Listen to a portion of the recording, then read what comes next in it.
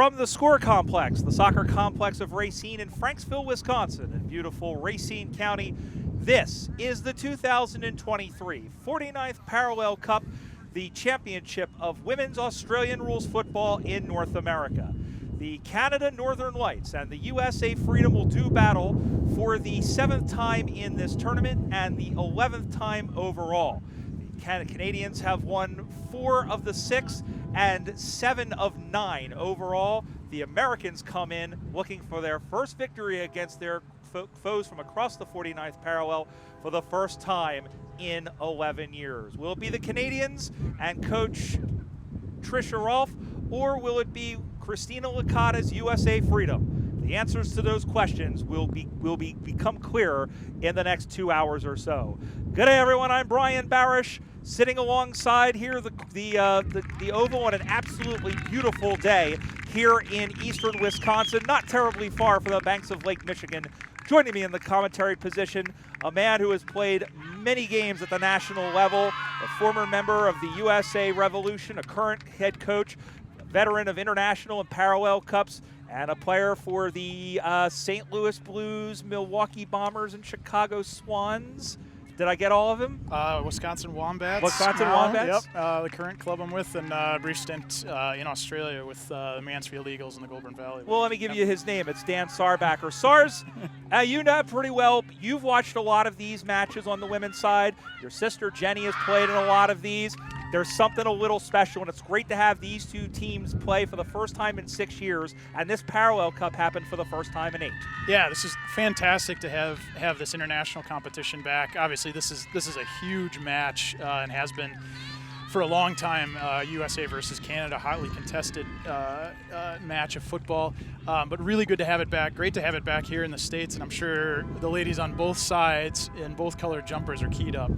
Now, you might notice they're both wearing dark colors. We're going to do our best, and we sure you are as well. The Canadians are in the black jumpers with the red trim and red numerals. The Americans are in the blue with the red trim and the white numerals. Umpire John Mills throws the ball to the heavens, and for the first time in 6 years, it's Canada and the USA and women's Aussie rules football. And the U.S., Canada now moving the ball forward. They send that one over 2 players, picking that one up on a hop, and here running inside Amy Legault, but a great spoil out the back by Lindsay Eliason, and she's able to clear it, bangs it out to the near side, backtracking and taking the mark was Caroline Leduc.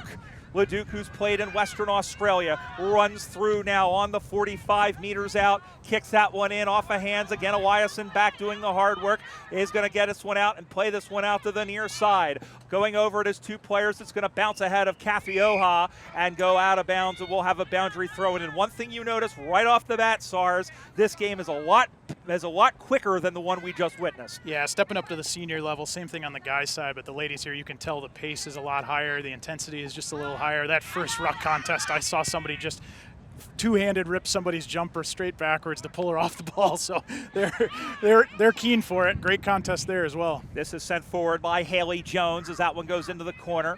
Anna Brancati is the captain for the Canadians, and as holding up the opponent there was Amanda Irwin. The American captains, one of them is Allison Leonard. And we'll have a ball up occur in the pocket. The ball goes high in the air. That is Morgan Doherty, who is for the USA in the ruck, as that one is taken out. Canada tries to work it forward. Here's Connor Lewis. Lewis stripped and dispossessed. Now Canada trying to work it back to go forward. Kojo's got it again, looking for Kaya Saigula and not finding her initially. And the ball is on the ground, and we have a whistle and a free kick coming to the Canadians. Yeah, I'm going to guess right off the bat here, not really having seen these teams play recently, but Canada's showing a bit of class with the skill. The Americans bending but not breaking here, absorbing a lot of entries into forward 50, but been able to rebound all of them so far without any scores. Mabel Dunn chased by Lauren Ohl, who is able to affect the play. Hoa is in there as well, and now Ohl is able to affect the play one more time. Eliason throwing in a tackle. Again, it is Georgiades trying to get to it, and she takes down her opponent. The umpire hugs himself because he's a nice guy, and we'll have a ball up. No score, just underway, first quarter. Ball will occur 35, about 25 meters out. It is, once again, it's Dunn versus Doherty. Going and picking that one up is Brent Caddy. Pitchfork handball over the top. Going to be picked up there by Al Leonard. Leonard tries to clear that one out, and here is Doherty able to get that one free up the near side. Here comes Hoa. Hoa has it, clean ball her out to the near side, and the ball will go out of bounds in front of, hi everybody, and we'll have a boundary throw in right in front of us. Yeah, great effort by the Americans there. There's actually 3 handballs that broke them loose and a kick up almost to midfield here.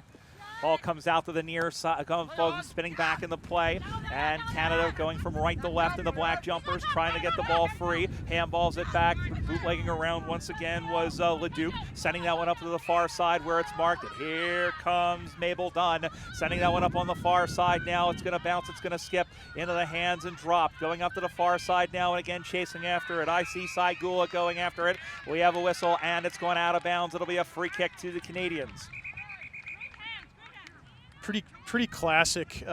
Traditionally, I think the Canadians have generally been better than the U.S., both the men's and women's side, of finding that outlet out the back of packs. And right there, they utilized it to get that switch in, and were able to work the ball across the field. Great intercept mark there. By Paige Thel, that's what she's known for. Going up the middle, looking for Kim Hemingway, but not finding her. Now out of the middle now. He's going to throw that one onto the right. It's a worm-burning kick, picked up by Georgiades. Tends it back from whence it came. Now bounces through the center square, chasing after it is Hoa. Hoa will hit it to her own advantage. Now gets tackled and dispossessed. Stayed with the footy. Big tackle put in by Georgiades, but it pops into the hands of Jacqueline Halliday, who has numerous caps for this Canadian side. And now rushing through and shoving her aside was Lindsay Terse, the Austin Crow former Philadelphia Hawk. Left-footed kick thrown in there by Gaillard, who is no stranger here, plays for the Golden Gate Iron Maidens. Big bump put in there, and boy, she felt that, did Nicole Robertson. She ended up worse for wear. They're calling for the trainer. The game is going to go on the other side,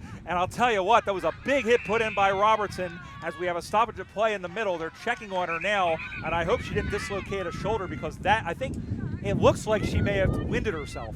I was a little obscured, but I thought that was a legal hit right to the square of the chest. But she may have wind knocked out of her, although worst case, maybe a cracked rib or sternum.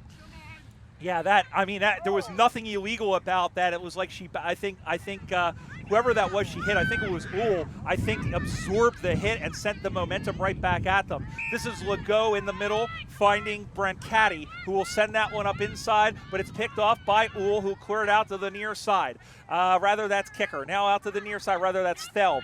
Doherty picks it up, kicks that one on. It's a helicopter whirlyboard. Still no score in the opening minutes of this 49th parallel clash. Big Shepherd put in there by Hoa on Gurpreet Dhaliwal, who plays for the Burnaby Eagles, and it will be a free kick to the Canadians coming back the other way. Tell you, Brian, keep an eye on 15 for the Canadians. Anna Brancotti, that kick she had into forward 50 just a moment ago, and here she is again, a really penetrating kick. She kept that down into the wind. That could be a real weapon for the Canadians going forward today. Got a player down in front of us. I think that's Morgan Doherty. It is. That would be a huge loss for them, but she is slow to get up. And you mentioned Brancotti. They are very high on her, especially in Seattle. They play against her a fair bit. Morgan Doherty is coming off the ground. We hope she's okay. It's not been a game for ribs. Here is Robertson, speaking of which, who is lined up from 30 meters out. But the wind, which is going to be a huge story today, sends that one to the left. And so on the Watch AFL scoreboard, it's Canada 1, the USA nothing.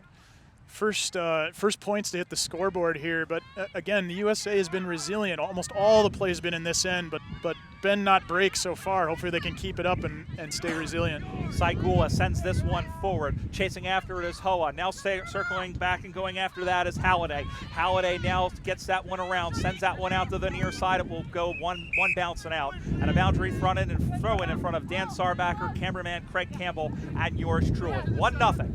This is the score. The U.S., as we mentioned, the last time these two teams play, it was in the semifinals of, we'll have another throw-in. It was the semifinals of the 2017 AFL International Cup. Canada won that game 44-8, a game that was close after one quarter, SARS, but Canada, as they always seem to do, finding another gear and putting the game away. Yeah, I think the skills just show through in the end, and Canada's brought not necessarily a deeper side, but I think a more skilled side in recent matches. That certainly showed up on the scoreline in that game. As a mark taken out the back by Canada, sends this one out to the near side. It was a scrubby kick, picked up by Dollywall. Handballs it back, some good handballs there, but the mustard came off the hot dog, and that one dropped in front of Alan Leonard.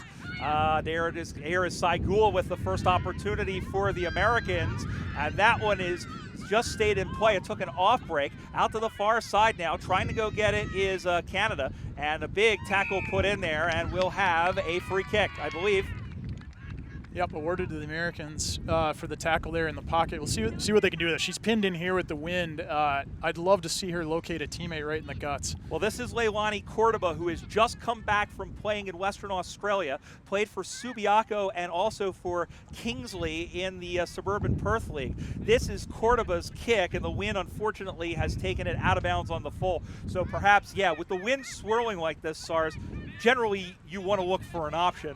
But yeah, that's a tough angle, call. back into the wind, and she's pinned into that pocket. There certainly was space in the forward line for someone to show for her, and she maybe to stab one in and then get a better angle out of it. But it's not out of the 50 yet. And they soccer that one on, and going over to get it, that's Brancati, stays with the footy. Big tackle put in by Georgiadis. She was able to get it away, and the ball tumbles out of bounds, boundary throw-in. It will occur in the front right pocket for the front right half flank for the Americans. 1-0 the score. Boundary throw-in, hangs in the air, hangs in the wind. Ball goes to ground. Long handball up over the top by Georgiadis. Pounded down by the Americans. Out to the near side now, and trying to get that one out was Amanda Smith. Now it's pounded out in the middle of the ground. Going after it and trying to get it was Thel. Good job by Eliason to get it to her Minnesota teammate. There's another Freeze player, and Connor Lewis. 10 members of the Minnesota Freeze on this team, and a nice mark by Barb Williamson. That goes right back to Eliason's effort, 27 for the Americans. Yep. Key defender. She shepherded that Canadian off long enough, and then actually hand poked it back to her teammate. Drops it in front now, and that one is taken down again. Looking for Corey Daling, and out to the near side now. High up in the air, going to be marked by Liz Ed, number 12. Her second full season, plays for the Minnesota Freeze, and was best and fairest got some awards there, part of the all-regional team a season ago, but all that's going to drop, and this is Hillary Perry, who is making her debut as a playing coach. Key member of those runs for the national teams in 2014 and 2017. Ed was able to get out in front of the pill, and Eliason once again bulldogging her opponents, turning the ball over as Turse was taken down, picked up by the Canadians. Big tackle by Lewis. Umpire says no prior opportunity. It'll be a ball up, wing position, commentary side. A couple gritty tackles there. Robertson for the Canadians there, one in the first, and then the second ball tied up. That really prevented the Americans from rebounding that and going back forward, because they might have been away. Boundary throw-in upcoming, and this is Liz Ed now into the ruck with Doherty on the sidelines. Brancati is able to get to it. Now comes out to the near side. One bounce stays in play, and the ball tumbles out of bounds as Leah Osterried tried her best. We saw her at the Western Regionals, another member of the Burnaby Eagles, another team that a lot of the players from the West Coast will know well. As the ball comes spinning back in the play. And the ball goes down, up to the near side now, picked up again, Perry. It tries to get it, spun free. Did she drop the footy? Yes, she did. And it will be a free kick to Connor Lewis. You know, normally you'd say that bounce favored the Americans, but the way the Canadians are playing, they actually like that backdoor option. So you saw that ball get collected back there. She just didn't make contact with her foot, so not a legal disposal because she was under pressure and in the middle of the tackle. But the Americans are going to have to find a way to solve what the Canadians are doing out the back of the packs. Still 1-0 the score now. It's going to be picked up by Hemingway. That's her pocket. Sends this one in towards the sticks, but that one's going to bounce out of bounds. Not a bad result for the USA. And we mentioned Connor Lewis. Just looking at her, she found it was a Footy 101 event. She has have to overcome 3 ACL tears, but she also played semi-pro gridiron football, and she was just taken into the residency program with the NFL. She got a chance to coach with the Baltimore Ravens. Oh, it's fantastic. Looks like the Freeze are anchoring that halfback line for the Americans at this point. Some real talent there. Yeah, as we said, 10 players. They're the finalists from a season ago, and they look to challenge Golden Gate, and the USA is going to have an opportunity to get some points. Speaking of one of those Freeze players, and the player who has played with the Minnesota Vixen, that is Kaya Saigula, wearing number 3. The wind seems to be blowing, it almost seems to be blowing left to right. Yeah, Brian, we'll have a really good angle here for Kaya's goal attempt to just see how hard this wind is pushing that ball left to right. And there it is. You see it starts right, it stays right, and it will go through for a minor score. But we are all level. The score, it's Canada 1, USA 1. That's on the Watch AFL scoreboard. Yeah, she probably had the scope on there for in the middle of the sticks, and I think the wind's pushing hard enough. She really needed to line up to that left stick and have that drift straight through from there. All right, out in the middle once again. It gets knocked down there by Halliday. Handball back, looking for Lewis. Tried to go down low. Skittles out front. Again, going all the way back for Ed. Ed will send that one on, but she was being tackled. Lewis is there to pick it up. Handballs it over. Terse got that one smothered and covered like Waffle House hash browns. Looking for Thel, but couldn't get it. Canada's got some room out the back, except the ball had other ideas. Here is Robertson. Thel takes her to the ground. Eliasson tried to grab it with one hand and couldn't. Shuffled ahead there by the Canadians. Eliasson goes back to go forward. Leonard out to Lewis. Lewis bangs this one forward inside to the top of the 45. Canada's going to get it back. That's Brent Caddy. Sends out one dead into the middle of the field. Nobody overkicked everybody, however. Lewis is in there. Throws a Shepherd in. Bounces off of her defender. Handballs up over the top. Can't sit up for Terse. Terse is there, and a big throw in there. And giving her a bear hug from behind was Leo Gaillard. And we'll have a ball up. Wing position commentary side. 1-1 the score. 49th Parallel Cup. I'll tell you what, Terse, Segula, Lewis, really effective handballs in the middle. They've been really quick, knowing that they're under pressure from the Canadians. So the Canadian tackling's been there, but the Americans have actually had handballs away before they've had a chance to tie up. All earning their first cap for the Americans as Brent Caddy sends this one forward off the top. Good spoil there by Lewis, and then spinning her out of bounds. And that was Caroline Leduc. And Leduc, as we said, very familiar to the sport, very familiar playing in AFL Canada. Has been a basketball player for most of her life, soccer. Was selected for 2022, played in the London Footy Carnival as this goes out of bounds. She is coming off a broken hand suffered earlier this season. Played for the East Fremantle Sharks in the Waffle for 3 seasons. And also at the Western Australia State Academy. So a lot of talent for the young woman wearing number 23.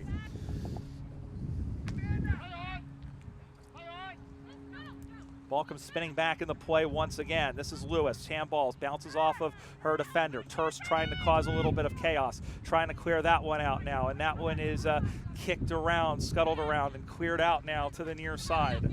And going out to get it now is Eliasson. She's shoved off there by Hillary Perry. Now out in the middle of the ground. Here is Saigula. Big tackle put on her. Just got the ball away, however. It bounces around to Terse. Terse is taken down with a half Nelson by Robertson, but no prior opportunity was there. And umpire John Mills says, give that to me, baby. And we'll have a ball up. Wing position commentary side. Still 1-1 the score. 49th Parallel Cup.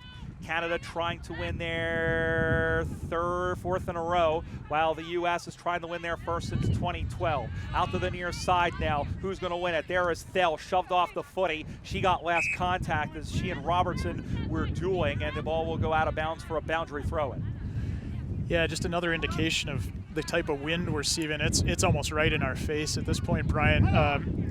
Georgiadis switched off of our near side wing, the broadcast side wing, to the far side. She finally just got her first touch since making that swap to the other side here a moment ago. Took a long time, and she had to come 7/8 way across the field to get that touch. Yeah, the ball has been largely on our side of the field here in the early going. So it's interesting to see the tactics, and we actually saw that happen in the last game, and that's what won the game for the Canadians. The ball, go ahead. Yeah, if either one of the sides can really find some effective switches when they're on to get that ball into the open space on the far side, I think that's where some teams are going to have success today. I think a lot of that out the back sort of movement for the Americans at this point has drifted to their right kicking foot, which unfortunately pins them further against the wind. I'd love to see them curl that more to the corridor instead. Ed's kick was offline, drops in front. This is Tom's from around the corner. No good. It's a behind, but it's good enough to put the Americans in front on the Watch AFL scoreboard. It's 2-1. Really great effort there. She nearly got her hips twisted all the way around to square up to the sticks, but it was asking a lot because she was running damn near straight away from them. Elizabeth Toms, one of 10 players in this game who played in the reserves game earlier that saw Canada win 13-10. 4 Americans were called up and 6 Canadians. Actually, I'm sorry, that's 11, because aside of Toms, you have Rita Hill, Caro Park, Abby Morrissey, and Sophie Pfluger, who also are doing double duty here today. This one is sent up. It's tipped off the top. Still 2-1 USA. Got to be not much time left in the first quarter. That one is sent forward. Canada's able to get to it. Good tackle put in there again by Toms. Sends that one out to the far side, looking for the defender, and the ball stays in play. This one is Dunn, who has the footy up on the far side, and the ball is still in play. There is the U.S. now. That's Georgiadis looking for Eliason. Back to Georgiadis.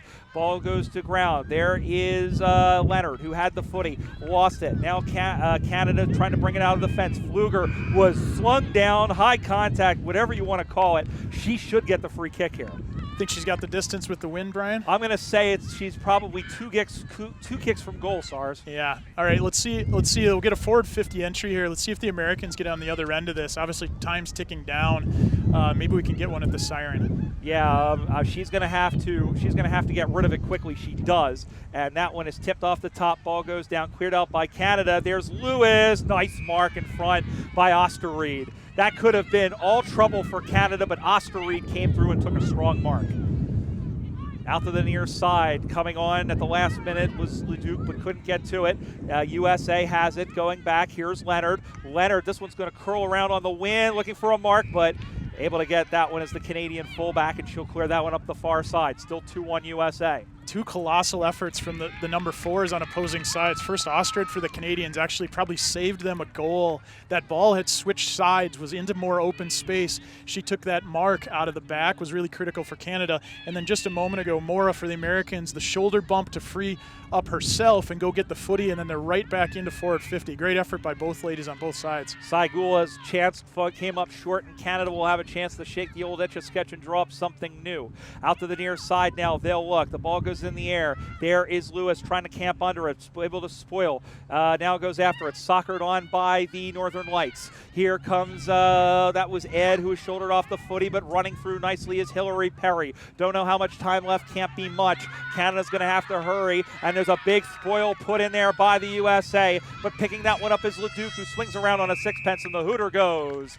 And this, just like the reserves game, it's been faster, it's been cleaner, it's been quicker, but it's an arm wrestle nonetheless. 20 minutes in the books. The score, the USA 2, Canada 1. First quarter thoughts from Dan Sarbacker. Yeah, just a few things right at the end there. You know, I would have expected the Canadians, with time running out, to kick that ball boundary side, let the wind pin it in, maybe get the ball out of bounds and a throw in from the boundary and just kill time. But hats off to them. They backed themselves. They actually went right back into the corridor with that. The initial kick out wasn't as wide, and played some corridor footy, and they took it up as far as midfield there in the last waning seconds. So, you know, good on them, and an indication of their style of play and the eagerness to use their skills and play into the corridor. I'll be really curious to see, Brian, as the teams switch sides for this second term, how much of an impact the wind has. It's a bit on the diagonal. Sometimes it's a little more up the field, sometimes a little more straight across. But you're definitely seeing the impacts. Good ball getting pinned down here. My other thoughts, I think the efforts with the hands have allowed the Americans to really stay competitive. They kept some pressure on the Canadians. They absorbed a lot very early on. I think there were probably 5 inside 50s right off the opening bounce that the Canadians had. The Americans, again, bend but did not break. And then were able to sort of claw back the flow of the game a little bit. And I think they did so because they were getting balls out, scooped up out the back of contests. They found that very quick handball, which was critical because the Canadian tackles were quite hot, spot on.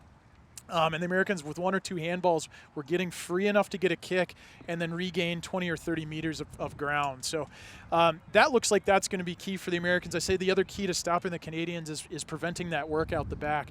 for the Canadians, they were really able to string some stuff together. They some very penetrating kicks into forward 50 and clearances out of the back line. Again, the wind obviously was working against them a bit in the sense that they weren't able to necessarily switch the field as much as they would have liked, or it appeared that they wanted to do, although they were adept at doing so once or twice. And their efforts, I think, on the ground, handballs and stuff were good. Well, that'll do it for the first quarter. We'll come right back for the second. You're watching the 2023 the 49th Parallel Cup here on USAFL.com. Second quarter of the 49th Parallel Cup, as the USA Freedom lead the Canada Northern Lights 2-1. Brian Barish back here with Dan Sarbacker. And SARS, well, now the Canadians will have the wind. We'll see if they have the notion in this second quarter. Yeah, the wind and the weather have brought us a lot of Canadian smoke here in Wisconsin this summer. We feel really badly for all of them up north dealing with the wildfires. We'll see if the wind also brings the Canadians some goals this quarter. Underway here in the second quarter. This is Connor Lewis who gets the handball off now. This one is kicked down, deep down by Mora, and the mark is taken by Williamson. So they've come out right off the bat against the wind, and she's going to have a stiff wind to kick into, Barb Williamson. I tell you, that was the perfect type of entry kick for her. It hung up in the wind just enough for her to get underneath it, and she obviously had 4 or 5 inches height advantage over her opposition, so she took that big overhead mark. Almost taking that mark was Hemingway out to the near side, and now over to get it is Hemingway. And she tries to get that one out of the back. It comes to Pfluger on the wind. Took that one sailing away, Christopher Cross-style, as they are kicking towards the Bob Seeger end, which is against the wind. And just really unlucky for Pfluger there. Yeah, Americans putting pressure on right from the start, which is great to see. The Canadians up to the task, though. That tackle actually pushed her off her kick. She didn't get a clean strike on it and actually out in the full. We're here live on USAFL.com. Hello to everybody watching around the world, across North America. This first women's international match between the USA and Canada since 2017, and the first 49th Parallel Cup since 2015 on a very muggy and really soupy night in Fort Lauderdale, Florida, as the Canadians ended up winning that game. I think 72-33 was the final score that night, and the U.S. had a first quarter lead that night too, as Lewis sends that one forward. It'll roll, it'll skip, it'll hop, it'll bounce. Going after it is Dowling. She was shoved before she got the footy. Perry is in there to throw the attack there. There is Cordoba who is in there, and the umpire crosses himself and will have a ball up. Good job by Leilani Cordoba. As we said, SARS, she used to play in Western Australia, and at some point I want to tell you what she said. We posed a bit of a questionnaire to the different players, and I want to tell you what she said because it was absolutely beautiful. She said, "Footy has been the best thing that's happened in my life. It's helped manage her anxiety, meet wonderful people that bring so much into her life, and pushes her to take care of her body and to be better for herself than others. Just an absolutely wonderful human being, and there's so many of them like this across the USAFL." This is Thel, who throws that one onto the right now, high up into the air, but it's going to be marked and then taken down afterwards. I'm curious as to whether or not that will be. I don't think there was anything in that. SARS. I don't know. I don't think so either. She obviously was late to the contest and probably caught her pretty good in the back with a knee. I don't know that she even could have pulled out of it, though. And so that's one of those that looks horrible, but maybe, was no malintent in it. Yeah, and I think that was Pfluger who came over. And Pfluger, the first thing she did was go over to Amanda Smith and just make sure that she was okay. So that's just one of those. That's just one of those where it's just a lack of timing. There is going to be a 50-meter penalty award, a 25-meter penalty awarded, just because it was a late hit. But again, good on the women, I think, for recognizing that and not turning that into something that it didn't need to be. Yeah, Williamson went straight over to check she was all right. I don't think there was anything in it. But it earned a 25 nonetheless. It was a late hit, and now we're down on the other end. Dropped the pill did Gaillard, and then trying to get that one out. Gaillard sends that one in, and it's going to be picked off. And then it's a good job by Toms to throw in the tackle and earn a free kick. So here is Elizabeth Toms, who played tennis at UT Arlington out to the near side. Lewis takes a breadbasket catch and plays off the mark quickly, pursued by Dunn, sending that one forward. Clean bowls Perry, picked up by somebody for the Canadians, but turned over, and it's great to see Morgan Doherty, after she was hurt in the first quarter, come back in. Sending that one up on the far side. Cordoba with a nice mark. Really nice overhead there. That was a perfectly timed kick. To just land that in between two Canadians and Cordoba with the mark. Looking for Daling now, able to get that one out the back, drops in front, looking again for Cordoba. Going to be picked up by Gaillard. Gaillard is going to runs her full measure, sends this one down. Nice job by Eliason to shake Osterried. That's been a great battle to watch so far. Yeah, keep your eyes on that matchup. I think Lindsay continues to dominate here on the halfback line, and she read that perfectly. Coming off a fantastic first nationals, again, that saw her team make it to the grand final, only to fall to the Iron Maidens. And but you can bet your bottom dollar, after winning the Super Regionals, Minnesota's hoping to make it back to the grand final in Florida again, as the ball goes out of bounds, carried again by Mabel Dunn. On the Watch AFL scoreboard, it's USA 2, Canada 1, second quarter with Dan Sarbacker. Just dispatched that wasp that was bothering us, Brian, on the bench here. So I've done my good deed for the day. You have more than earned your keep, my friend. My hero. Now we can continue the broadcast unfettered. Yes, until the next one comes along. Yeah, right. Ball comes spinning back in the play. And again, our thanks to Tasmania, our major sponsor with the USAFL. Visit Racine County to help put on Carrie Greving and everybody who has put on such a wonderful, wonderful event here. And here picking that one up is Robertson. She is on the way on the pocket, sends that one in front. They battle for it in the goal square, and it's marked. A mark there by Amanda Irwin. Diving mark there from Irwin. That's, again, the wind pinning that ball down in this side, down in that pocket to get that ball back across. It may take some heroics, and there was some certainly right there to get on the other end of that kick. That one taken by the wind, sprays off to the side, and she has leveled the score. Not what she wanted, but on the Watch AFL scoreboard, it is now USA 2, Canada 2. So we'll see what happens with the kick out here. Americans come right back to this side. I'm gonna go out and say it explicitly. I think that's going to be ill-advised to continue to target this pocket out of the kickouts. Yeah, because the way the wind's blowing, it's almost like going out of bounds anyway. Here is the boundary throw-in by Cricket Temple, who played very good opening game on the reserve side. Comes out to the near side. Lewis tries to pick this one up off the ground. Handballs it up into the middle now and tries to send that one on. And that was Saigula who was able to get it to Lewis. And there is Cordoba chasing down Perry, and she got her. And so it'll be a free kick, and it will go the way of Leilani Cordoba. Good job to Lewis. She had the boundary there earlier, but she actually took that jab step to get back corridor, and that's what got the Americans rolling here. Takes a nice mark in front of Dunn.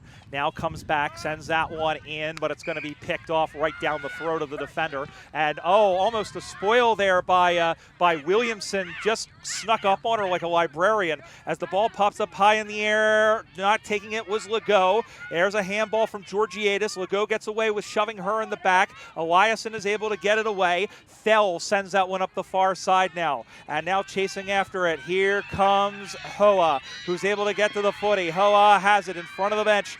She stays with it, soccers it on to her own advantage, and the ball eventually goes out of bounds, and she gets a hearty applause for the hustle from the bench. And deservedly so. Kathy Hoa there all by herself out in a paddock. That ball came squirting out on a little bit of a torp, but she did well on herself to get that turned back upfield from the direction she was running and gain some meters for the Americans. All on the Foundry, ball on the far side. Now it is 2-2. The score bug, I think, is stuck at the moment. We're trying to unstick it. But it is 2-2 is what the score is, just as an update. We thank everybody joining us, all, 110 people on the live stream at the moment as the ball is up on that far side and waiting for the ball to come back in the play. Pretty tough hit there. This is one of the moments I wish we had replay because I'm wondering if that shoulder contacted head on that one might have dumped her into concussion protocol if we could have seen that properly. Sequeira was taken down. Carolyn Sequeira from the Sacramento Suns getting her first touch and was taken down, and it will be a ball up. Williamson in the ruck for the Americans. One player that they're missing is Canada's Joanna Rutkowski, 6'4" from the Hamilton Tigers. And everybody kind of crash boom opera. There's Cordoba. Great job to get to Lewis. Gets away from one tackler, runs the 25 and goes behind the stick. Oh, Kojo almost with a highlight reel goal, but that's enough to put the U.S. in front. It is 3-2 on the Watch AFL scoreboard. Nice effort, Seguera, Cordoba, Lewis there to string things together. They were actually outnumbered by the Canadian women at that contest. After that contest, and the Americans had the opportunity at the sticks at the end of it, so good on those three ladies for that. Out to the near side now, looking, I believe that's going to be done, and she's going to get it on two houses, and there's a collision there in front of us between Gaillard and Doherty ended up second best, but that one is going to be a turnover to Toms. Gaillard with a great shepherd. She saw it all the way that her teammate was going to collect that ball and be immediately under the pump. So 13 there, Mabel Dunn was able to collect the ball freely and move forward for Canada after the shepherd. Over the top, and I think Lewis may have caught an accidental high contact, but she is getting up and getting back into play. Lewis, a revelation. Best and fairest at the Eastern Regionals a season ago. Definitely up there for best among best and fairest at the national level, and she has been really a fantastic get, not only for the Freeze but this USA Freedom side. Doherty pulled it in, and we'll hang on. We'll have a ball up. Doherty may be a little bit sore after that shepherd a moment ago. She had an extra break here since the first boundary throw went higher than it did ground distance. So we had a second up, and I'm wondering if she's just a little tender. She's maybe a step behind or sucking wind here. We'll keep an eye on her to see if that's an actual injury. That's a Grubber surprised Perry, but she was able to get it on the second go, and that one is kicked up on the far side. Canada with an opportunity now. There are three players there, but there is Thel, who had her kick smuttered by 18 there, who is Nicole Poupart, and that one is sent up on the far side, and Toms took her player down, got lucky there. Poupart gets away from a tackle that very much affected the kick. It goes into the pocket.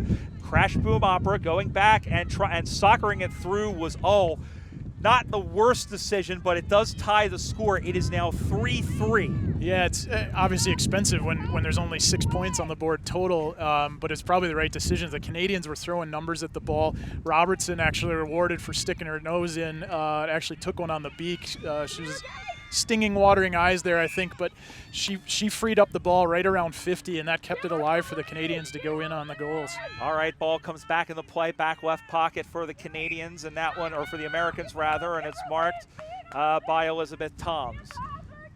Here's Toms, comes out to the near side. Cordoba can't get it, but right behind her to crub it was Hillary Perry. Perry turns inboard and looks for a mark. Not going to get it, but Lewis was there to spoil. Lewis is able to get that one out. She's taken down and bangs that one up into the middle of the ground. Off the knee of Hoa, who wanted that to go in the opposite direction, and now she has to try and chase down. Handballed in, squaring up is Amy Legault. And Canada kicks the first major score of the game. It was a broken play, but on the Watch AFL scoreboard, it's the Canada Northern Lights 1-3-9, USA 3 behinds, and Amy Legault, who has played in every international cup and is always around this team, really one of the best players that has come out of the Canadian outfit, shows why she has that mantle and puts her team in the lead. Yeah, class act, and she's certainly a legend for the Canadian side. Brian, I mentioned earlier that switch as part of, I'm guessing, part of the Canadian strategy. I'm not in the huddle, but it looks like that's going to be an effective thing for them, and they made it work there. They got the switch on, a couple of possessions where the Americans were just a half step out of range to tackle, and the Canadians stringing 2-3 things together, and Legault gets the shot on goal.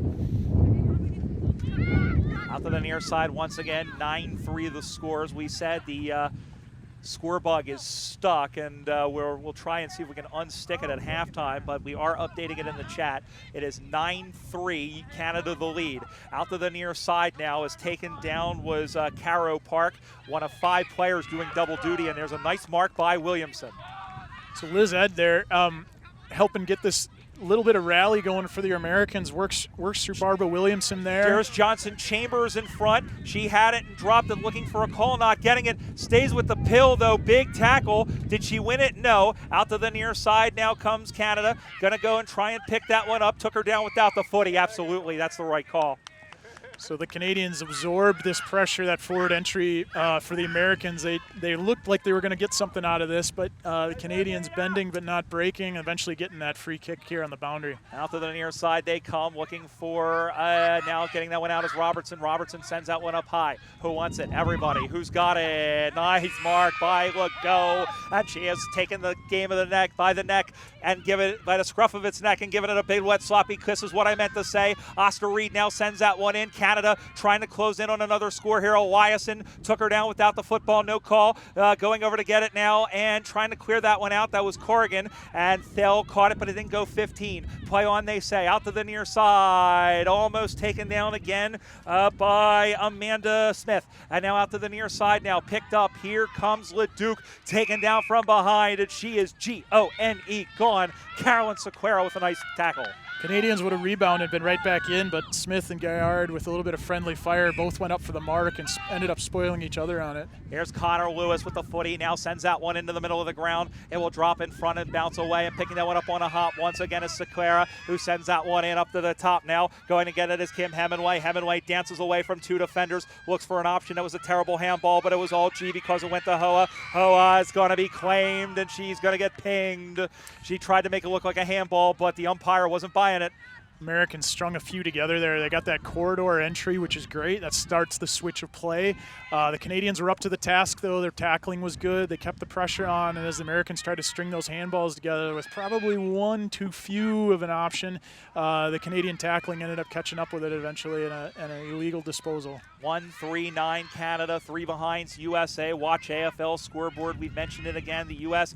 looking for their first win over Canada in any competition since 2012 at Darry Fields down in Dublin, Ohio, which is where we'll be in June for the Super Regionals next year. On her horse to get it is Lewis, but it took one last cruel bounce. She was able to get it away. She gets away from Oscar Reed into the middle of the ground now. Again, looking for Lewis, couldn't get to it. Sequeira was in there. Tackle from behind, popped out the Thel, who sends it back into the wind. And off the chest there of the Canadian player, there was Cordoba, and standing up and taking that one down was Leonard. Pops free. There's a big tackle thrown in there once again by Drea Casillas, who is the matriarch of the USAFL. That and Cat Hogg, one of two, as the ball goes down and the handball comes up over the top now. Here comes Canada running to 45 meters out, but she ran too far. She started the bounce at 15.01 meters. Yeah, Perry, maybe a bit stiff. I don't know. She had her horse. She was on her horse and taken off. So I'm not too sour on that call. I think it was probably the right one in the end. And the funny thing is well, here's Lewis trying to dance away from Gaillard and does so. Now throws this one on to the right. It hangs up into the wind. It drops in front. And now bouncing away now. Here is, that was number 11. That's Lise Kiefer, who again is one of the players who's played in both matches today. Plays for the Ottawa Swans. Ball goes up in the air once again. A couple of clever side steps from Lewis, both on this passage of play and one a few minutes ago. She's really been effective ball getter for the Americans in helping turn momentum or turn transition back the other direction, because she's not getting tackled straight away when she takes possession. U.S. about to get a free kick now, and it's going to be Elizabeth Toms. Lizzie Toms goes in, marked nicely by Cordoba. And Lonnie Cordoba looking to make one more pass, driving kick into the wind, and it's marked by Jerry Johnson Chambers.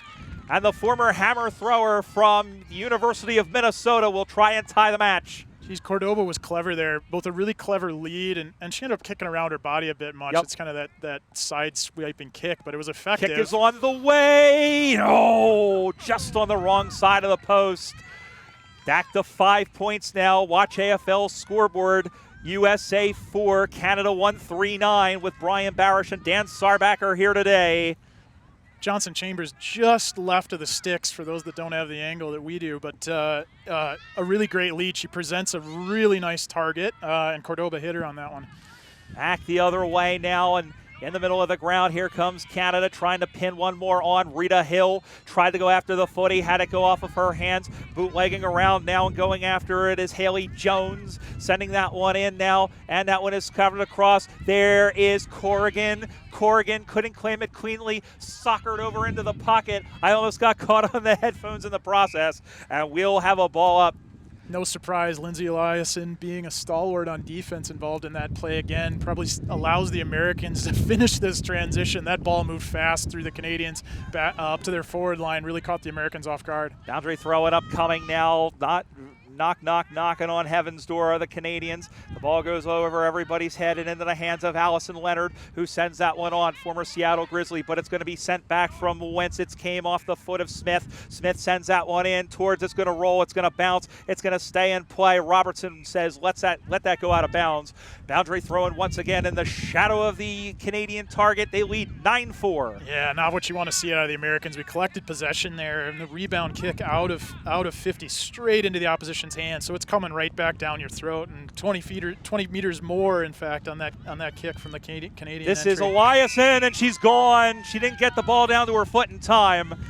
And it will be a free kick, and a good job of chasing her down, and that's going to be Brandy Corrigan, who plays for Edmonton, a stalwart 2015-2017 selection. This one is sent in, almost marked in front. I think that's Robertson, taken down by Paige Thel, and that's halftime. Well, we're still going to have a shot on goal here. Jonathan Millsy, the umpire, is going to have to keep her on her line because the siren's just gone. But again, it's this pocket, Brian, we talked about. If teams can figure out how to be effective getting out of the pocket into the corridor for scoring chances, that may result in a fairly significant mark on the scoreboard. Yeah. We'll see what she does with this because she has no option to pass it. Yeah, she has to go for goal here because if she passes it, that's the end of the quarter. This is Nicole Robertson from the Calgary Kookaburras. Lines up, pulls out the banana. She will get 1 point from that, and that ends the half. One straight kick separates the sides after 40 minutes, rather. It's the Canadian Northern Lights 1 goal, 4 behinds, 10 points. The USA Freedom 4. And SARS, look, I think 1 goal, I think no goals out of having the wind, that's not really a bad result for the USA. Yeah, so something really similar happened with the men's match 2 weeks ago. The Americans won the coin toss, chose to take the wind, and I'd say in most circumstances, that's the thing you want to do. Let's put your opposition under the pump. But it took the team a while to gel. They hadn't been together, and I think similar things here today that the Americans weren't able to get into the flow of the game fast enough to use the wind in the first quarter. So you'd look at this first half and say, well, the Canadians used the wind precisely 1 goal better. Yes. Yeah, that's the thing but I mean, look, that's the difference is that one team has kicked a straight kick and the other one hasn't. Two styles emerging here, Brian. I think what we're seeing out of the Canadians is a little bit more interest in playing fast. I think their style is such that they want to get the ball and switch it if they can. They've got a little bit more penetration on some of their kicks since they're happier with a faster style of play.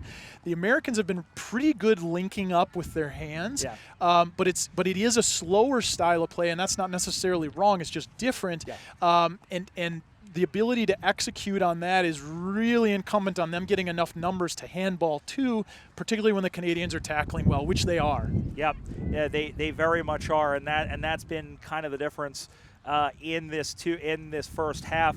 We just want to tell you real quick that if you want to find out more about the USAFL, you can go on our website, usafl.com.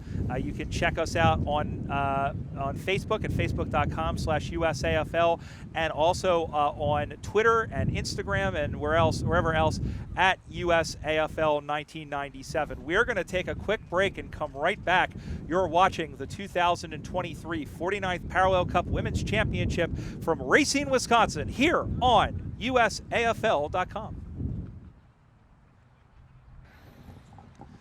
Back here at the soccer complex of Racine in nearby Franksville, Wisconsin, 2023 49th Parallel Cup, the women's championship between the Canada Northern Lights and the USA Freedom, and Canada leads 10-4 10-4, good buddy, at the end of the first half of play. Second half about to get underway. Teams are in formation. Brian Barish alongside Dan Sarbacker. And Sars, this is going to be a very, very interesting next 40 minutes. The USA, again, they'll have the wind here that they need to take advantage of it, take advantage from the get-go. Yeah, Brian, I'll even say, give it a haircut and say the next 10 minutes. I want to see what this match does in the next 10 minutes with the Americans back with the wind and how effective they can be with it.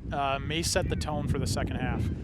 Umpire Jonathan Mills holds the spirit of this great game aloft. He gets the hooter. He likes what he hears and sees and tosses it to the heavens. Third quarter footy is underway. Doherty lost the hit out. It bobbles to Lewis, who is held off the footy. Wanted a call, didn't get one. Sends that one in. Canada gets the first sortie forward. Bounces through, but Lindsay Eliason ends that nonsense and sends that one back the other way. As almost getting ring around the collar near hole wash clean was Tom's, and it will be a free kick. Push in the back was called. Yep. And it will go to Connor Lewis. Tom's a little unlucky not to get the call there in that contest. Eliason and the big kick to get the clearance. There's Kojo sending that one forward, almost taking the mark over the back with Saigula, but then she throws a hip and shoulder in and kicks the ball up into the pocket. Over to get it is Kim Hemingway, dances away from a defender. Kim Hemingway off the left foot, sends that one across the face, going after it again there and going on the outside of the foot, trying to get that one through, and finally nurdling it on was Corey Daling. And the U.S. gets the first point of this third quarter. They have all been snake eyes, 5 behinds. Canada 1-4-10. Saw a few sequences like that in the Women's World Cup. Nobody wanted to pick up the ball. There was a lot of soccering going around in front of the sticks. Yeah, they almost looked a little bit like Andy Sullivan and Megan Rapinoe going after it. As we, of course, do this on the day of the World Cup Grand Final. As that one goes behind once again, and the USA have now kicked a goal's worth of behinds. 6 straight behinds for the USA on the Watch AFL scoreboard. Canada 1-4-10. It's a 10-point lead, a 4-point lead, beg your pardon.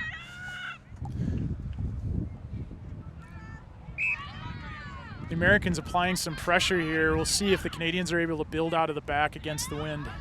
Out to the near side now, and no mark, and here comes Lewis.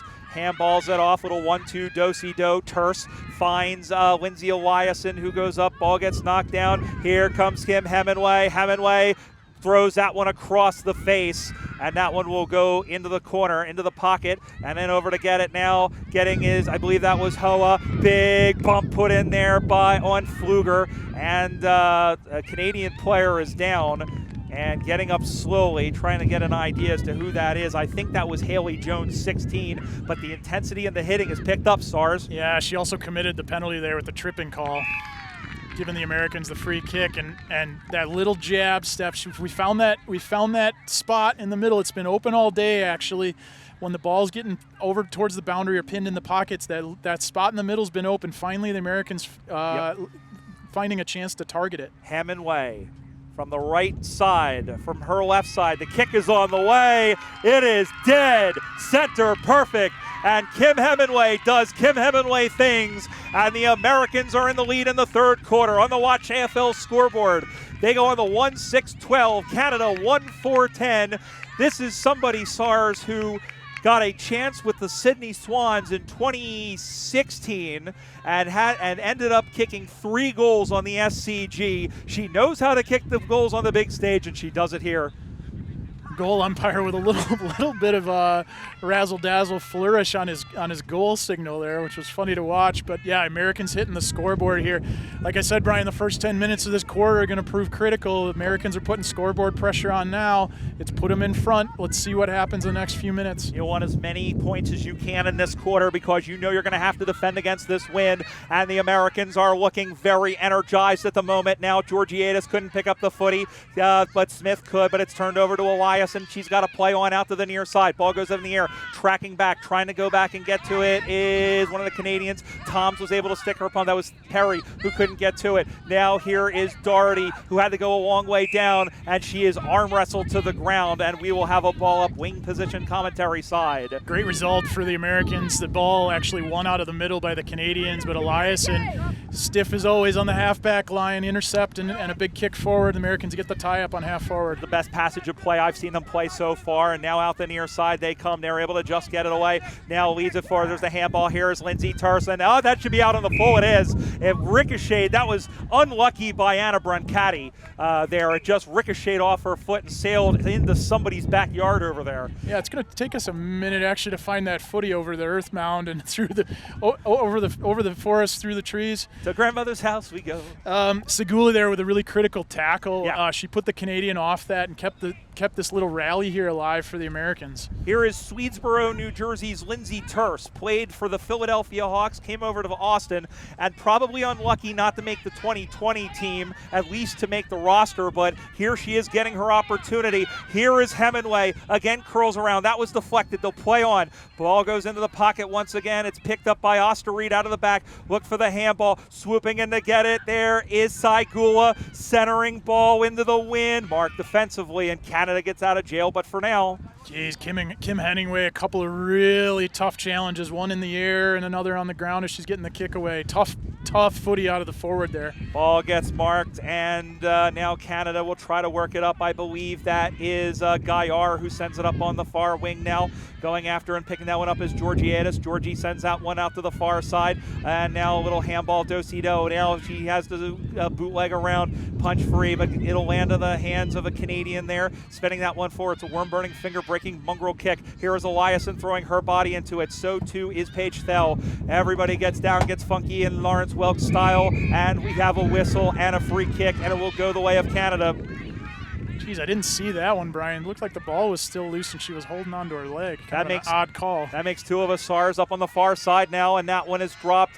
Robertson throwing in her shoulder once again. Going after that one, Gaillard going back to go forward. Canada looking to pump that one inside the 45-meter arc. It's going to sit up for nobody in particular. That should be a push in the back, not called on Turse. Cleared out by Uhl out to the near side. Now it's one-on-one contest. Trying to pick that one up with Doherty. She is getting absolutely punished in this game, and that might have been a shot to the head as that one is sent forward back by Amanda Smith. Doherty is holding her head. She is slow to get up behind play, and I'll tell you what, she has taken more hits than a demolition derby at the moment. Yeah, you're gonna see that one clear on the broadcast. Doherty with a bad head knock there. Just her momentum kind of traveling that direction, and the bump from the Canadian. Yep. Legal. Smith kings that one on as we play on here. That one now goes up on the far side. There's Eliason now able to get that one out. It goes to the far side. There's Georgiadis chasing after Gaillard. The boundary line is looming. Gaillard is able to pick that one in. Tried to smother, but a great job of smothering by Lindsey Eliason. And the ball goes out of bounds. Watch AFL scoreboard score check 1-6-12 USA. 1-4-10 Canada. 2 points separates the sides. Dan Sarbacker.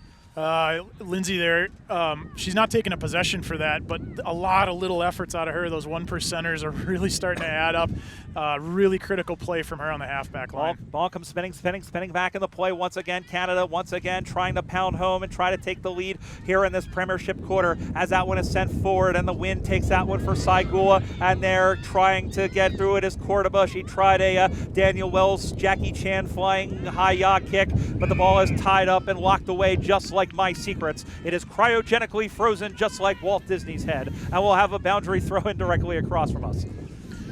Feels like the wind's changed direction a little bit, Brian. Yeah, I think it's kind of blowing more at us. The winds aren't terribly indicative of that. If we look across, it looks like it is still blowing to the right of screen as the ball comes through, and now coming through like a house on fire. Here come the Canadians the other way. Nice mark by Paige Thel. Her maiden name was Kicker, but boy, she can take marks. And we're playing aerial ping pong as it's marked the other way by that's Dollywall, I believe, who took the mark. And now up on the far side, little hand pass. And Georgiadis putting the pressure on. Ball.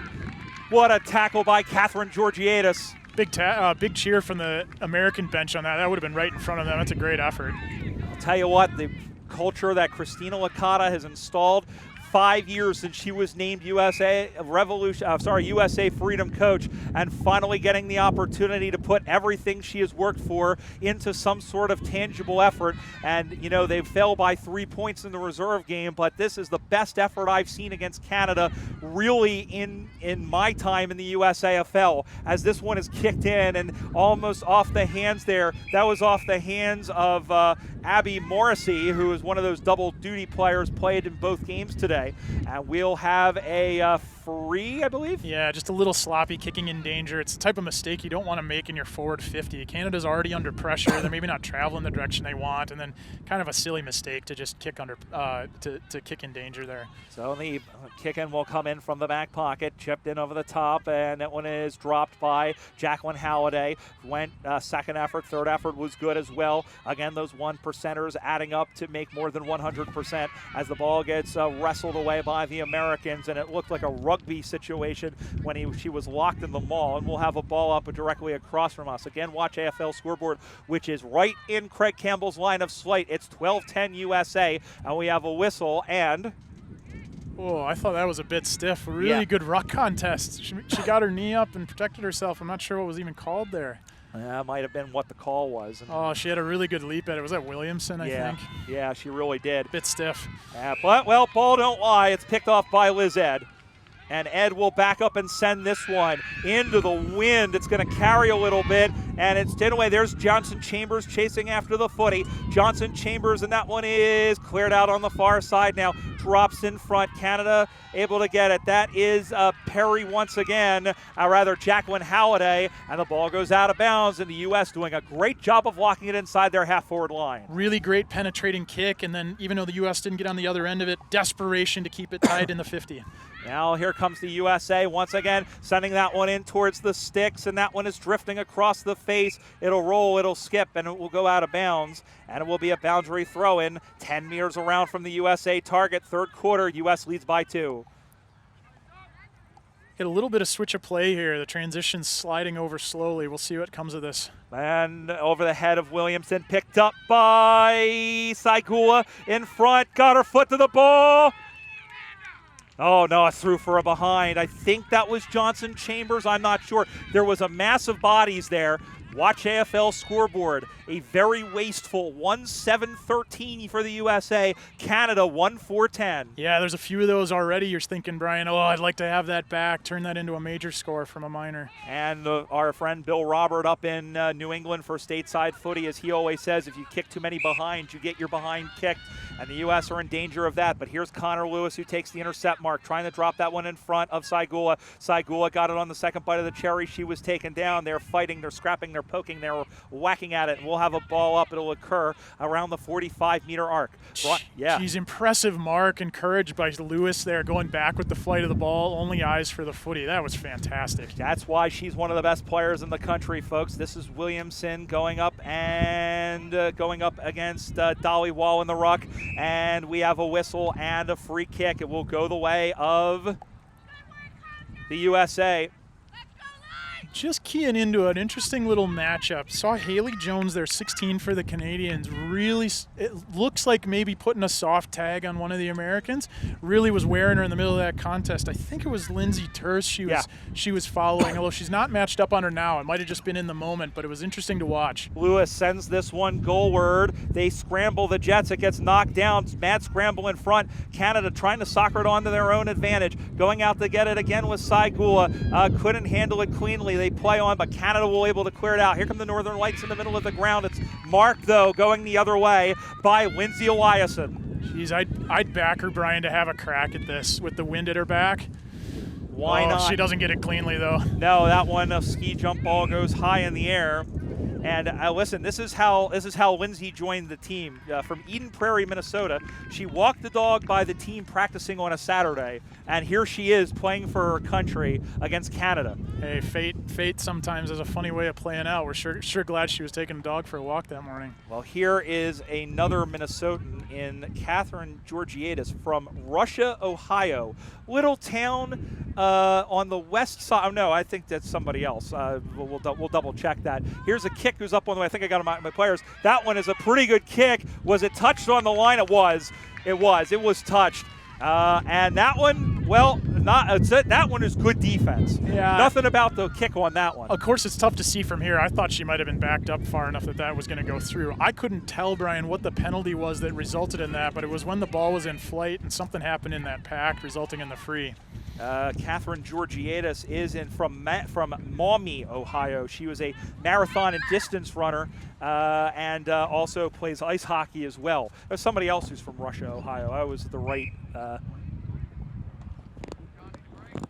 So it did look through. It did. We're just double checking. They did award them the behind. So it's 1-8 to 1-4, and a free kick now. And I think the U.S. is going to have another opportunity. That's a ball in. Check that. As that one gets knocked down, Williamson is in the ruck, rushing through, I believe, was Lewis, and she was tackled quickly.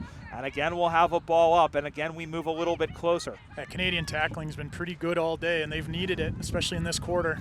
Ball gets knocked down and out of the back now. That's Brancati, goes out to the far side. Soccered on again, and that one goes back. Saigula stepping in there. Saigula trying to get, that's a push in the back, not called on Mora. And the umpire will blow it, and we'll have a ball up. These are these moments I think the Americans are going to look at a little bit further down this game and hope that they'd convert it a little more. I'd like to see them hit the scoreboard here a little bit more in this term. Here's a handball. They're working around to Amanda Mora. Mora, the Connecticut native, sends that one into the pocket. It will travel long and far and out of bounds in a boundary throw-in. Yeah, right there, I'd love to see her turn inboard more. There's probably opportunities in the corridor. We've been pinned in this side for a while. It's getting packed in, not much opportunity, but if we change the point of attack, I think you see a different result there. Ball comes spinning back in the play as that one gets knocked down, and everybody goes A over T. That is Saigula off of one step. Oh, nice defensive mark taken there by the Canadian defender in Isabelle Senecal from Quebec. And she comes out to the near side. That's a name we've heard many times over the years for club and country.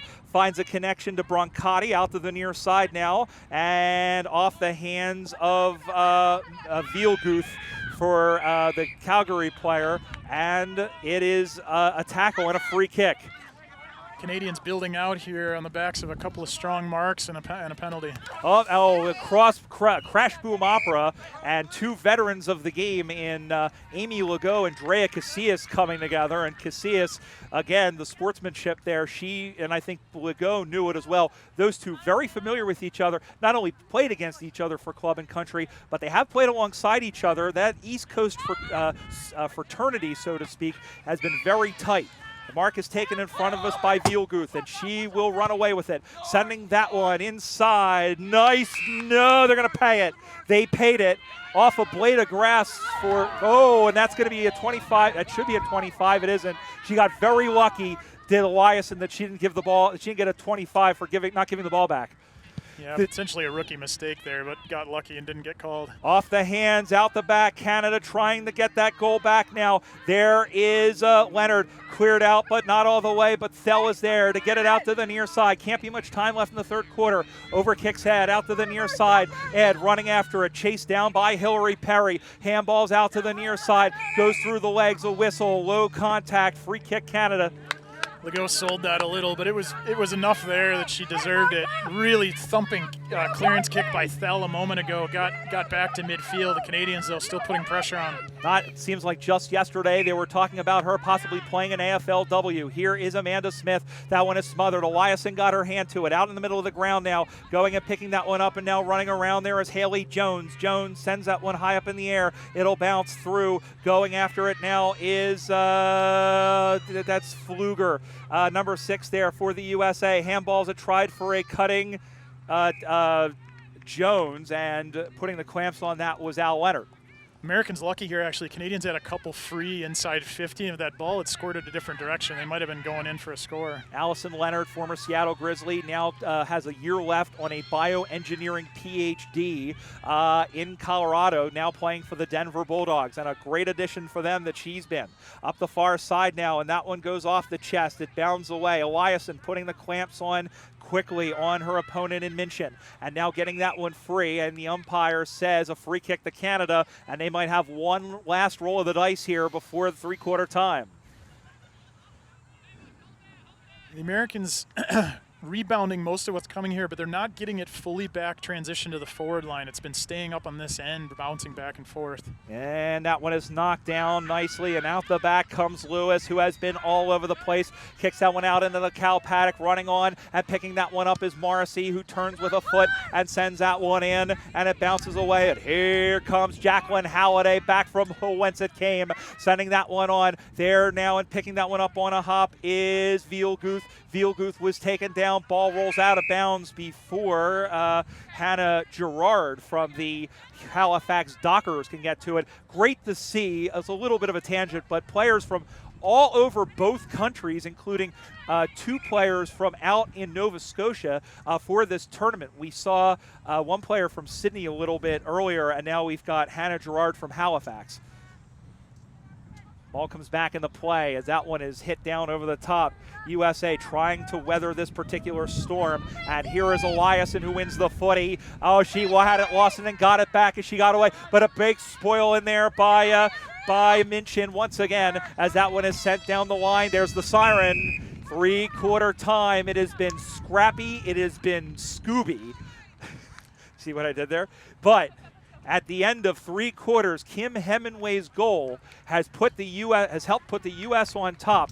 The score, it's the USA Freedom, 1 goal, 8 behinds, 14 points. The Canada Northern Lights 1-4-10, and SARS, the U.S. played well, but now they're going to have the task of defending a very talented team that has the wind. It may very well come down to who has the fresher legs. Yeah, in response to your joke, Brian, I'll say zoinks and ruh-roh.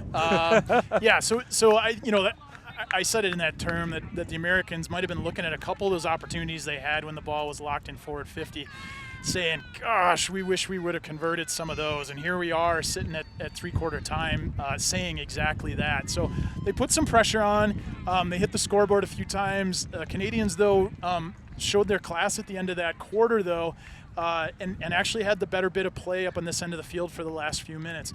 Lindsay Eliason really showing her class there. A solid individual effort. Got helped out by one teammate there, but got 2 or 3 possessions, a few kicks away, one of them smothered to finish out the quarter. And you're just starting to see that momentum change again, where the Canadians are putting pressure back on. Now they're gonna line up on the other side and have the wind at their back, so we'll see what they do right out of the gate. Well, we still have 20 more minutes to go, and it's been a while since the USA has had the lead going into 3/4 time in this particular matchup, but that is where we stand here in Racine. Don't go anywhere. We have the final stanza when we return. You are watching the 49th Parallel Cup Aussie Rules Football Women's Championship of North America for 2023. You're watching it right here on USAFL.com.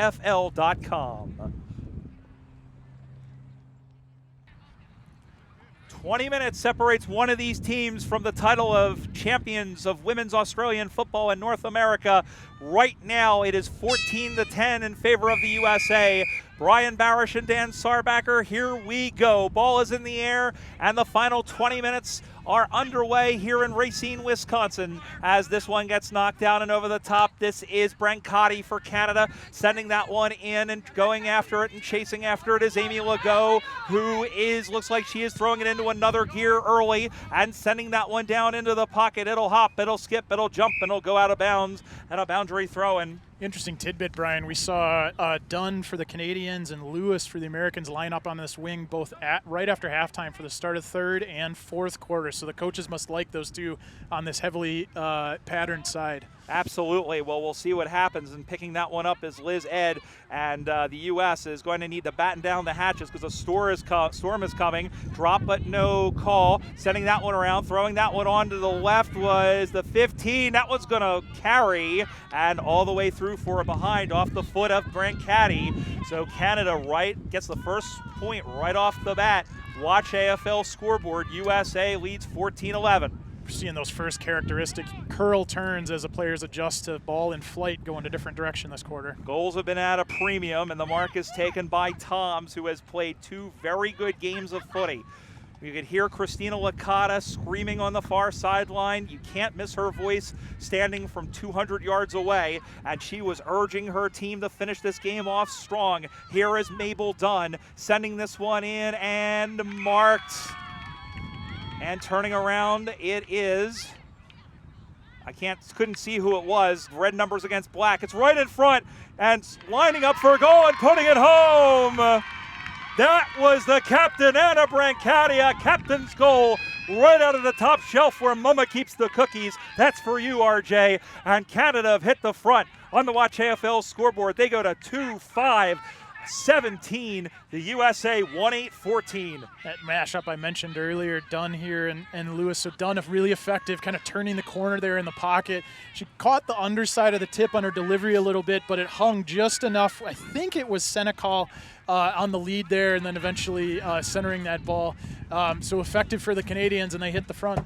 Anna Brancati, we just mentioned, she was a soccer player. She was selected for the 17 Lights team and also for the IC 2020 team. Of course, we know what happened in 2020, but her work schedule precluded her from playing in 2017, but she is here and she has given her Lights team a 3-point lead. Still plenty of time. That one is deflected, and now up on the far side, this is Hoa, who is shoved off the ball. Hoa is in there, so too is Sequeira, and we'll have a ball up wing position commentary side.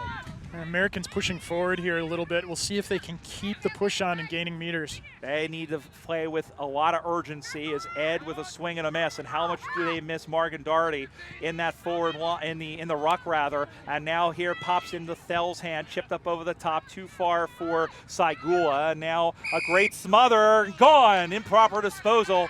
Yep, Georgie had her under the pump there. No contact with the foot, so that's an illegal disposal. Catherine Georgiades sends that one into the middle, marked over the top by Saigula. You can tell the ball's hanging up in the air a little bit. The Americans are going to have to target their tall forwards. And, well, they turn it over. So here is Canada looking to change the play, now looking out to the near side, looking for Gaillard. Now comes out, there is Saigula putting the pressure on her, kept it. Big tackle by Saigula. The ball is still in play, and then running in from about 50 meters on a dead sprint was, we'll see who that was in a moment, but Lewis was there to prevent, that was Hillary Perry. Perry threw that one into like fifth gear to get to it. She has the jets, and that's why she's been a stalwart on this Canadian team. Massive tackle from Saigula there on Gaillard. Absolutely. Ball up. As we hear another train going by Sturtevant Station. Ed in the rock, big punch out, high contact on the punch, free kick to Liz Ed. Yeah, that was there. She's the Canadian there has been dominant in the ruck in those sorts of setups when they grapple on the ground, but she got up high on that one, turning it over to the Americans. Here is Liz Ed. She is 2 kicks out from goal, and it's a 25-meter penalty. I'm not sure for what. She hasn't even heard it yet. No, she hasn't. I think she must have been encroachment on the mark. Yeah, Mabel Dunn wasn't sure, and the runner is telling her what happened. So here is Ed. She's still 2 kicks out, though, Brian, even with the 25. Well, especially with this win. That one is kicked in now, and that one goes off of an American player. This is Cordoba. Slaps away one tackler, puts this one in down low, and that one is soccered out off the hands of Lewis. Ed had it clean bowl her, so that could have been a high contact on Cordoba, blocked by Leonard. Handballs back to Saigula. Saigula sends that one towards the sticks, and it will go through. And as Daling chases, Canada is okay to concede the behind. It's a 2-point game. 1-9-15 for the USA, 2-5-17 for Canada. Yeah, the Canadians actually targeting Dunn here. First look was out to the wing. She saw Dunn actually drifting in for the lead and went to hit her, and she took a great mark. Out to the near side, this is Eliason. Everybody gets tangled, gets knocked down. Going and picking that one up is Legault. Got away from Sequeira. She's going to get her own crumb. Got a nice block there. Now runs to the inside. Has a bounce, but the mustard came off the hot dog. Now swings around on a sixpence and throws that one out to the near side. Here comes Dunn, sending that one in a one-on-one contest, and a very smooth mark taken. as she targeted Rita Hill, but it was Nicole Robertson who takes the mark and will go back and try to extend the lead. She might be 2 kicks from goal here, though, Sars. Yeah, especially from this side. I wouldn't quite call it the pocket, but fantastic contested mark. The transition's a little slow. I'd want to see both sides transition a little quicker. Former St. Kilda VFLW player, and it's marked by Uhl, and will come back the other way. That, in fact, was Lauren Uhl.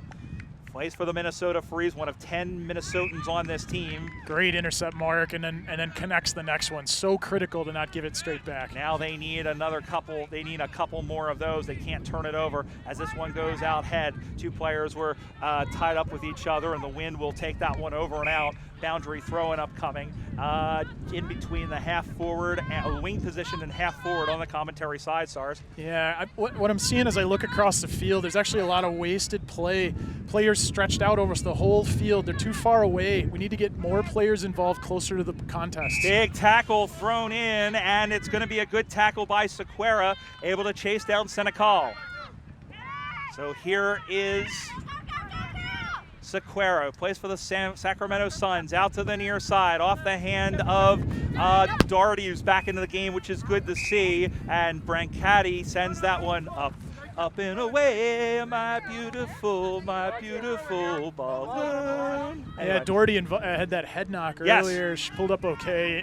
Getting involved in these aerial contests here. So it is for boundary throw here on the sideline. Okay, I think it went out of bounds first is what the call was. Got it. But you know what? I managed to still work the 5th dimension into a footy call, so that's a win for me at the very least. There's Doherty, who goes all the way to the ground. It's a block is what's called. It'll be a free kick, and it will go to Doherty. Rewarded for putting her head over the ball. She was lower over the footy, and she got rewarded for it. Doherty sends that one, looks to send that one out into the wind, and does, but it's going to be through the hands of Mabel Dunn. Dun. And we'll have a ball up on the near side. Yeah, I caught that after Dunn and Lewis both lined up here on the wing for 2 quarters in a row. The coaches must believe in those 2 as being big ball getters because they're going to get a lot of action. Here is Dolly Wall up against that was Doherty here, and maybe getting shoved in the back and getting away. There was Saigula. Brancati is doing battle with Cordoba. Big shove put in there. The football in there is harder than 12th grade arithmetic, but it will be a free kick to Canada for low contact, and they'll have a chance to reset. Yeah, Sagula getting really low, absorbing the contact on that. She was low, unfortunately, just right afterwards, the American give it away. 17-15 the score. Canada hanging on to a 2-point lead, and the mark is taken out in front by by Jacqueline Halliday. Halliday, who plays for the Hamilton Wildcats, sends that one up now high and deep, and almost taking the mark was done. Collided with Allison Leonard, and that one is a little chipping over the top. Here comes Canada with not a whole lot of defense back for the United States. Running on is Oster Reed, and she stumbled and fumbled. Right there was Eliason. Played on, says the umpire. Eliason, it falls on her. Tukas stabbed that one towards the sticks, but it's out of bounds, and it's going to be a boundary throw-in, but Canada's in good position here. Oster Reed hearing Eliason's footsteps there. She kept peeking over her shoulder and couldn't quite pull away. Lindsay was hot on her. Slowly eye turns step by step. And now the boundary throw-in will occur as the umpire arches the back and circumnavigates the ball on a low-line drive. Knocked down in front here and turning around. Handball back looking for Senecal. Touched over, no, still in play. And out to the near side as one of the Canadians had to go between her legs. Lewis is there trying to get away from Dunn. Does, and handballs it over to Doherty. But again, not a clean one. And the ball goes out of bounds off the foot of Gaillard. Yeah, you're seeing a wonderful battle play out between Lewis and Dunn here. Lewis got one up on her just there, but the cavalry arrived for the Canadians to keep it pinned in. Ball comes spinning back in the play once again here, and turning around nicely is Halliday, and the mark is taken. The question is whether it was in bounds. It wasn't. It was a nice catch by Mabel Dunn, but it wasn't legal. And so now the free kick will come to Connor Lewis, who has snuck back into the defensive line thanks to the pressure. Yeah, I mean, she's staying with her direct opposition, her direct opponent there to make sure that Dunn isn't running free. Brancati is going to get run down. She dropped the pill. What a great tackle by Cordoba. Oh, she was on her like me on a really nice piece of cheese at the Milwaukee market. And that one is sent down the line once again over the head of Saigula. There is Perry after the footy, and it drops out now. Again looking. There's Brancati after it. Terces in there. Hoa tries to pick it up and can't. She is pushed down, and Corrigan and Perry collided, and the ball goes out of bounds. But a boundary throw-in upcoming. Again, watch AFL scoreboard. 2-5-17 Canada. 1-9-15 USA. 2 points to go. Past the halfway point of this fourth quarter. Any result is still possible at this point. Going to be picked up by Lewis, who was spun around and ended up throwing the footy, and Canada gets the free kick. Maybe a bit stiff there. Looks like she might have rolled an ankle on that tackle, so bad luck. There, she's really ginger on it. That is it. Now we're not talking about in the way that teammate Lindsay Eliason is ginger. She is very slow, and she is stretching out just across from us over on the wing. She seems to be walking okay, however, so that is a good sign as they are getting her, both players, some water, which is good to see. Jacob from AFL Canada, the executive director, doing a great job putting this, as our friends here at Visit Racine County, Carrie Greving, and everybody here, of course, Tasmanian, our post sponsors, which are Site One. They've done a fantastic job. Canada hanging on to a 2-point lead, trying to keep their winning streak over the U.S. alive and trying to win this for the 5th time in 7 tries. Here is a big spoil there by the 28, which was Julie Patricio, and we'll have a ball in. Patricio, again, another player, again, one of 11 players in this match who played in the reserves earlier. Canada won that one by 2 points, by 3 points, beg your pardon, 13-10. Brian, what you're not seeing probably on the broadcast, but just left of frame is a big gap opened up straight across the field. A lot of players sucked into the contest, big open gap, and that intercept mark came precisely because of that. Senecal looking for Gaillard. Ball goes to ground once again, and the ball spills forward. There's Thel. Ball goes back. Canada with players, the Northern Lights shining right now. Here's a kick that will be sent in towards the sticks. It's going wide, chasing after it now, sending that one back into the middle. That could have been a mistake, but now going after it is Eliason, but it comes right to Brancati. That may have been touched. It was touched. USA gets off the hook, still just 3 points though. Canada goes to 2-6-18, 1-9-15 USA.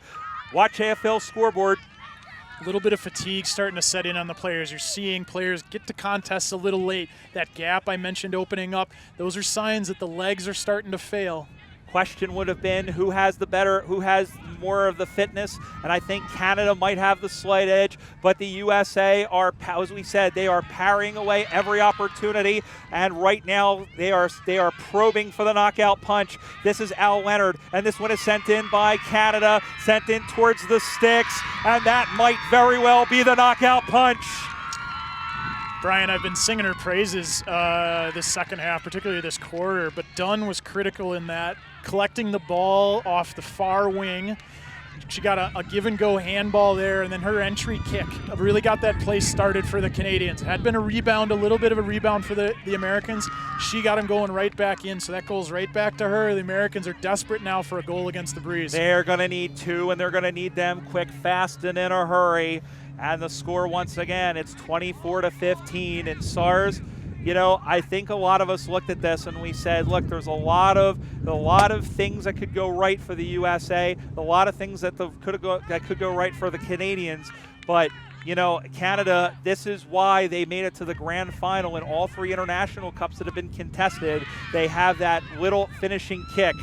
Yeah. And here they are again. Yeah, their style of play with a little more open is really appropriate for when they've got the wind, and it's showing here in the 4th term. Lewis back to Saigula, rather that was Lewis to Leonard to Saigula, but she had it smothered. Corrigan was there. Here again is Saigula running through and kicks out one on. The U.S. needs something in a hurry, and they're not going to get it here as Halliday takes the mark over the back.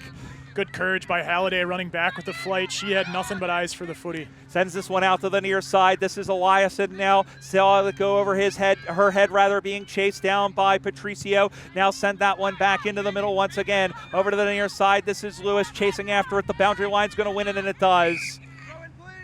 Boundary throwing up, coming again. Canada leading by 9 points, 24-15. Not much time left in the ball game. Lewis and the other players sucking some wind quickly on the boundary here. One last push. Williamson got the ball down, and there was a little bit of friendly fire. Cordoba was able to find Connor Joe Lewis, and Lewis sends that one up high, and that one is off the fingers of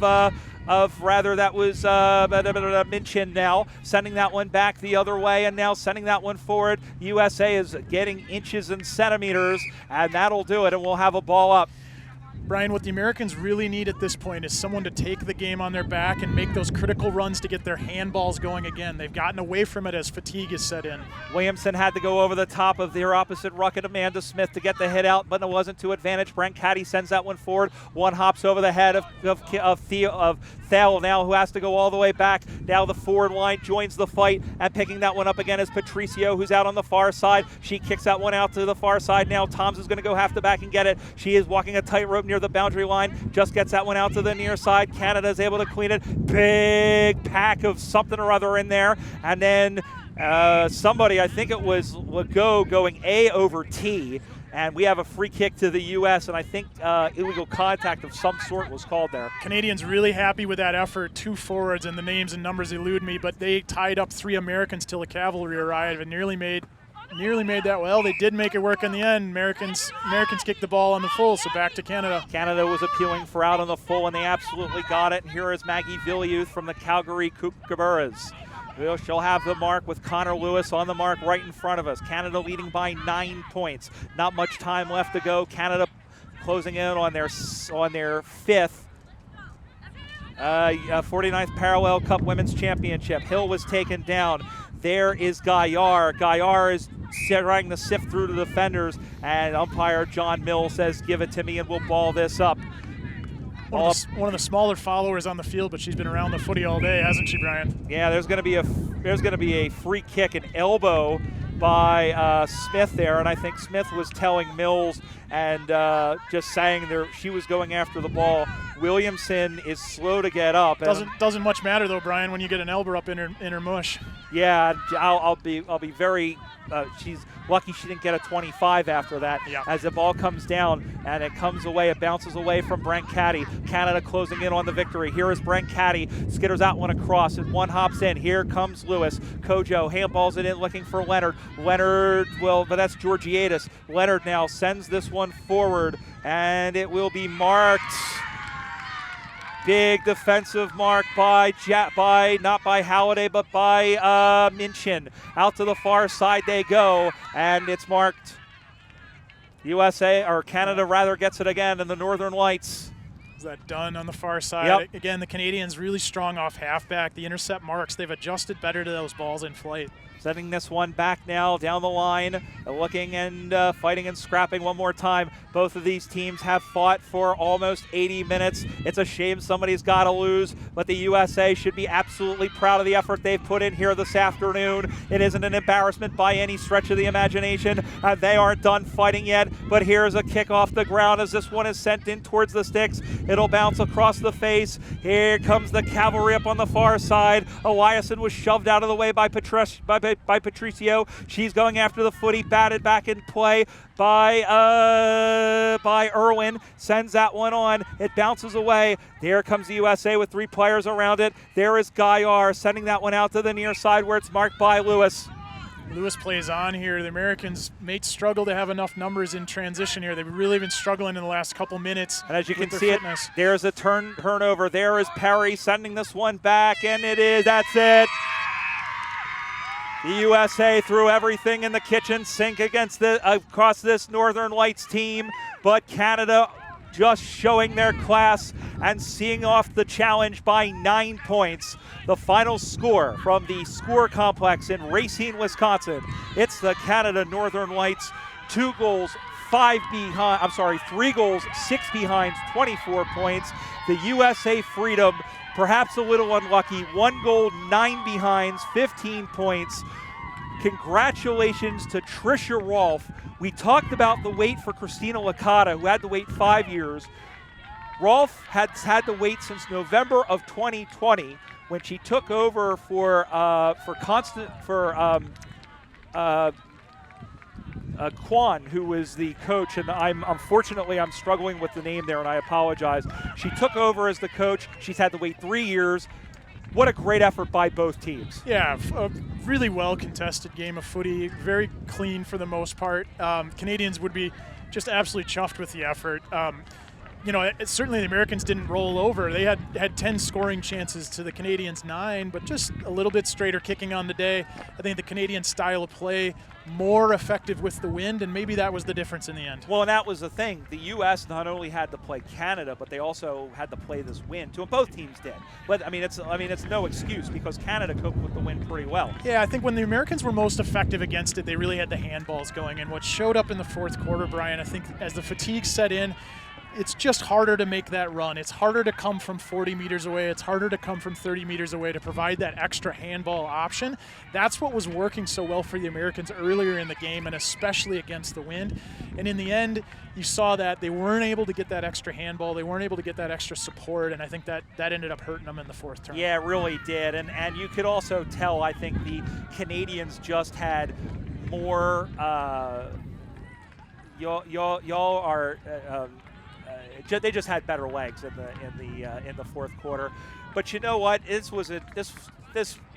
you're Christina Licata and she's in the middle now talking to her team, you have to be absolutely proud of the effort that your team gave today. Yeah, certainly. I think some debutantes showed extremely well, especially through the midfield. I think there's some talent that Christina maybe hadn't seen yet getting their first cap today that she would have been just really, really pleased with. Obviously disappointment in the American camp, losing 2 games on the day, but they showed some extreme grit, some really, really tough efforts up and down the field. I mean, just as one example, a first-timer, Lindsay Eliason just looked fantastic off halfback. Canadians could have run away with this match if not for her effort today. Now, it's worth reminding everybody that there is no International Cup next year, but there is still going to be a Transatlantic Cup. We know these teams will be there. We know some of the European teams. We've talked about possibly Ireland, England, Germany, maybe even a Colombian team is what we're hearing. But this is very important. Now you go back, you compress, you look at what worked and what didn't, and now you start the process. In roughly a year, there's this competition. It's not going to be the International Cup, but you've got a very good Canadian team. You're going to have some very good European teams. There is still a lot of work to be done, and there is a lot of positives that really both teams can take from this. Yeah, I think as you look forward to those regional tournaments next year, and aside from the talent in Australia, you might be looking at this saying, hey, there's 3-4 really class sides coming out of different countries on both sides of the pond. This could be a super exciting tournament for the ladies next August. Yeah, it really can be. And of course, the men's team as well. But, yeah, the women's footy, especially at the international level, is very important that this game happens. Again, we haven't had a parallel cup in 8 years. Very important that this happened, not only for the starters, but also the reserves as well, for them to get a run. And who knows? I mean, we saw a lot of brand new players. Who knows who we'll see wearing red, white, and blue? And there were a few players who were unavailable for this weekend because of injury or other commitments who we might see in a year's time. Yeah, so 12 months is a long time, and it's a very short time. That type of cycle for these national programs, it doesn't give you a lot of time. Players are all going to go back to their clubs, and the coaches really have to evaluate what happened, make adjustments as best they can. They're working with their players remotely, very few opportunities to get together in person. And so they're sending messages out. Players are working at their local clubs trying to improve, and we'll see what hits the pitch next August.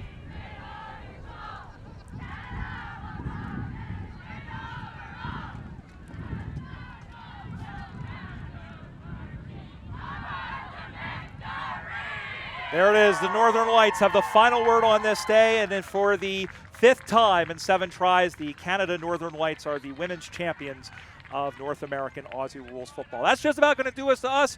my profound thanks to Dan Sarbacker, who did a bang-up job as always today. We'll see you at Nationals, maybe? I'm certainly going to try. We got a new mini-human in the house, Yep. and the permission slips don't get signed easily. Yeah, I know the feeling. Craig Campbell, who's come all the way up from Kansas to bring you these pictures. Our thanks to Kat Hogg. We'll thank Rob Munn for calling. Sorry about that, Rob. For calling the game earlier. Our thanks to Tasmanian. Our thanks to Visit Racine County. Our thanks to Site One and to who else? Blundstone USA, and also to Odin Mortgage. And our thanks to you for joining us not only on the live stream, but if you happen to be watching this on replay. Our next set of telecasts will come the weekend of October 14th and 15th from the Lakewood Ranch Sports Complex in Bradenton, Sarasota, Florida, for the 2023 USAFL National Championships. We hope we'll either see you in person or you'll tune in then. Until then, for the 420,000 who have brought you today's game from Racine, this is Brian Barish wishing you a pleasant good evening.